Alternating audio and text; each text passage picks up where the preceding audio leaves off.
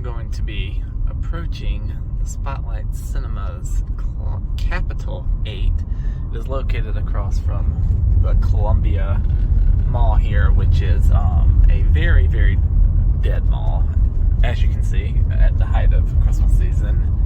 On a Saturday evening, the number of cars in the lot. It is part of this kind of strip mall across the way that is also pretty dead in general, with many of the storefronts being kind of closed up here, you can see. But over here is indeed Spotlight Cinema in a very nondescript location, kind of in the center of this little section with, what is it, a styling salon and a nail place on the various sides of it. I'm going to pause for a second to get parked, and then I'll show the outside a little bit closer. The entrance is pretty nondescript. This was opened in 1990 by Cobb Theaters. It was closed in approximately 2009 and then was reopened by Spotlight Cinemas in 2019. It is 8 screens, as the name implies, Capitol 8.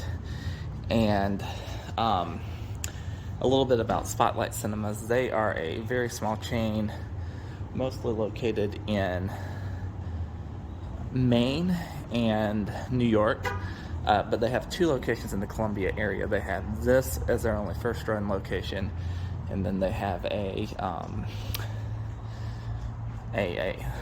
second run location on the other side of town. Inside is, I'll show shortly, but as you can see, the poster slots outside have been upgraded to digital. Okay, I made it into the lobby. They have a small, arcade area on one side, and they've got these, stills from various movies. Up here I see, what's that, Independence Day, WALL-E, several others. Oh, there's everyone's favorite, Dom Toretto. Let me zoom it out here. The concession is an island. They have Pepsi products, popcorn, and a few other things. Very well priced. I was able to get a large combo with a popcorn and large drink for only $11 here. So that was pretty sweet. Got a couple skylight type thing, or something up here. I'm not sure what they're supposed to be, but that's it. That's pretty basic lobby. I will pause now and pick it back up to show off the house. And I decided to start back early to show you the structures that we've got. The first 4 houses that are kind of off from the hallway, and then the last will be in the back. One thing that I really like is that that one's going to be washed out because of the color, so we'll go over here to Ghostbusters. But they have the classic kind of title cards above each of the theaters, and I've shown a picture before. They have a tendency to make one if they don't get one. Gotta figure out where my theater is. I think it's 8 here. Looks like they still have For Love of Money on the card here. I think that was what was in this house yesterday, and it just rotated out for Silent Night, which is what I'm seeing. So if we go into 8 here, I'm gonna have to pause it to be able to get the door. Okay.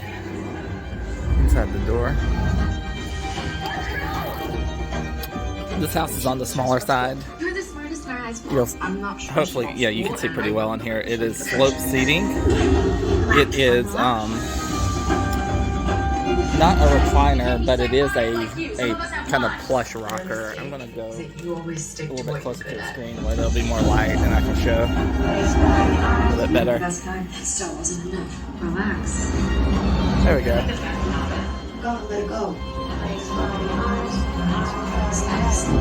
I think these are really nice. They feel good to sit in. fault we lost. Give yourself a break. Relax. Relax. You don't understand how hard Here's kind of a look back on this one. Like I said, this is one of the smaller screens. They've got some bigger ones. I'm gonna step out and I will finish up the video out in the hallway where it'll be easier to hear.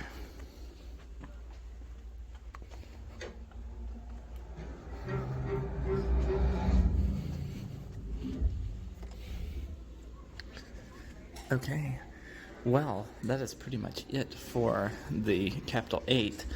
If you stick on, though, after this, I'm going to ride around the parking lot and take a short video of another theater that exists in this same parking lot but has been closed since around 2012, but the building should still be there and intact.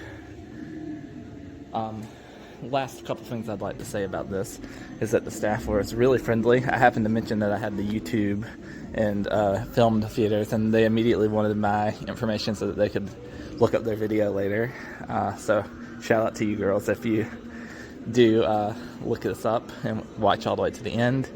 And my favorite thing about this theater is that they carry indie cinema that AMC and Regal won't carry.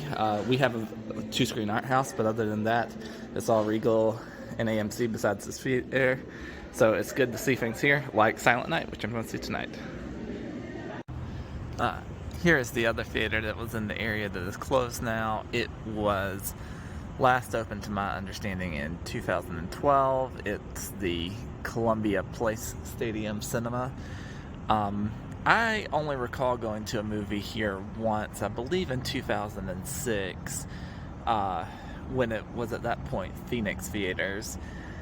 And at that time I came for what was called Horror Fest. It was a special thing where you could either get a festival ticket or individual tickets. We came and saw two movies. I believe it was called Dark Ride and Resurrection. It at some point after that got the stadium remodel because it did not have that model when I visited then, and but I never visited in that format. So it's been closed a pretty long time. Closed in late 2011 and then reopened again. Apparently there's a sign for lease enforcement.